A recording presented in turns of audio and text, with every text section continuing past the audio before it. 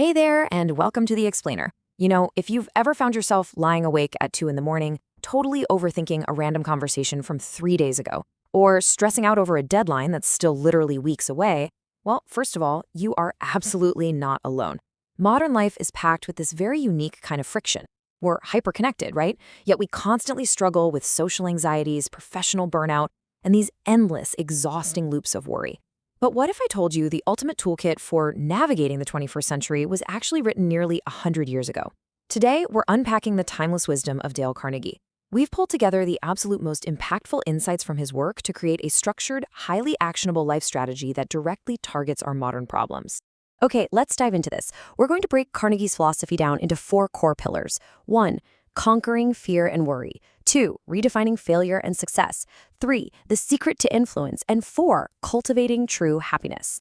Starting right off with Pillar 1, conquering fear and worry, shifting from paralysis to momentum. It's a pretty fascinating reality that our daily fatigue is rarely caused by actual physical work. Most of the time, we're exhausted by the invisible weights we're carrying around: worry, frustration, resentment, which naturally brings us to this incredibly relatable modern dilemma. How do we actually stop worrying about tomorrow? Carnegie points out a really profound truth here. He notes that it's the load of tomorrow, added to the load of yesterday, carried today, that makes even the strongest among us falter. Think about it. When we drag the heavy regrets of the past and all the anxieties of the future into our present moment, the psychological weight becomes absolutely crushing. So the big question is, how do we put that weight down? Well, here is Carnegie's incredibly practical antidote. He says, keep busy. It's the cheapest kind of medicine there is on this earth and one of the best. The logic here is just brilliant in its simplicity. A worried person must literally lose themselves in action. Otherwise, they're going to wither in despair.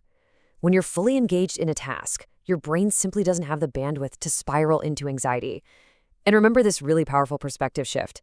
Today is simply the tomorrow you worried about yesterday. By focusing entirely on what you're doing right now, in this exact moment, you completely strip tomorrow of its power to paralyze you. The dynamic here is crystal clear. Inaction breeds doubt and fear. If you want to conquer fear, sitting at home and overthinking it is without a doubt the absolute worst thing you can do. Because fear, it doesn't exist anywhere except in your own mind. Action, on the flip side, breeds confidence and courage. Getting busy forces you out of your head and into the physical world. It proves to your nervous system in real time that you are capable and you are in control. Let's move to Pillar 2 and see how this builds. Redefining failure and success, reframing setbacks.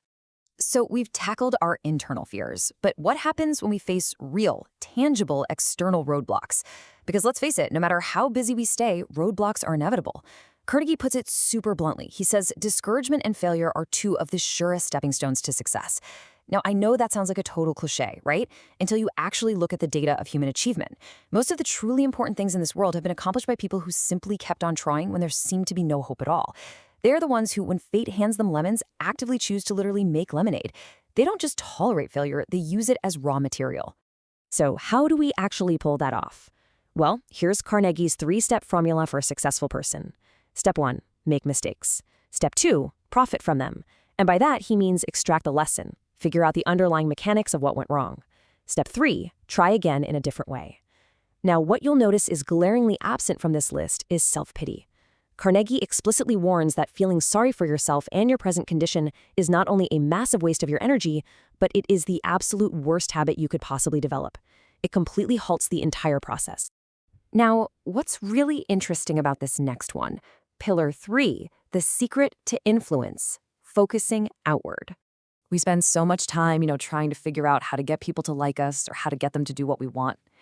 Carnegie's approach to this is entirely counterintuitive. To illustrate this, he uses a famous and honestly kind of funny fishing metaphor. He says, personally, I am very fond of strawberries and cream, but I have found that for some strange reason, fish prefer worms. So when I went fishing, I didn't think about what I wanted, I thought about what fish wanted. It's brilliant, right? The golden rule of influence. The only way to get anyone to do anything is by giving them what they want. You have to talk in terms of what the other person desires, completely stripping your own ego out of the equation. And the math on this is just dramatic. You can actually make more friends in 2 months by becoming genuinely interested in other people than you can in 2 whole years by trying to get other people interested in you. Why is this so incredibly effective? Well, because Carnegie recognized a fundamental human truth. 3/4 of the people you will ever meet are hungering and thirsting for sympathy and understanding. If you give it to them, they will love you for it. Genuine outward focus is essentially a tangible, measurable life hack. But, quick caveat here, there is a crucial distinction to make when we're interacting with others, which is the big difference between character and reputation. You absolutely must be more concerned with your character, which is what you actually are, than with your reputation, which is merely what others think you are. Carnegie playfully points out that one reason birds and horses aren't unhappy is precisely because they aren't out there trying to impress other birds and horses. When your outward focus is driven by genuine character, rather than some desperate need to build a reputation, your interactions just become effortless. Which leads us to Pillar 4, cultivating true happiness, the internal locus of control. And this brilliantly illustrates the overarching theme in all of this. Our internal perspective literally creates our external reality. Consider this quote: "Two men looked out from prison bars. One saw the mud, the other saw stars." Two people can be in the exact same difficult situation side by side, but their experience of that situation is entirely dictated by where they choose to direct their focus. Remember, true happiness doesn't depend upon who you are or what you have, it depends solely upon what you think. So how do we actively train our thoughts? Carnegie gives us some very practical, everyday actions. First, act as if you are already happy, and that will actually tend to make you happy.